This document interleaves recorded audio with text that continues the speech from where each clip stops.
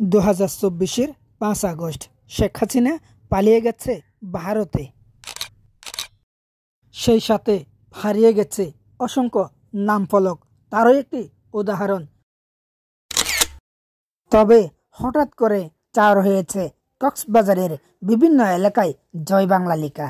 কক্সবাজারের এই রেল স্টেশনের যে ভিত্তিপ্রস্তর স্থাপন করেছিলেন সাবেক প্রধানমন্ত্রী শেখ হাসিনা, সেই ভিত্তিপ্রস্তরের উপরে এখন জয় বাংলা আর জয় বাংলা, এবং পুরো রাস্তায় যেভাবে দেখছেন এভাবে প্রতিটি এলাকায় কিন্তু এখন এই জয় বাংলা নতুন করে সৃষ্টি হয়েছে।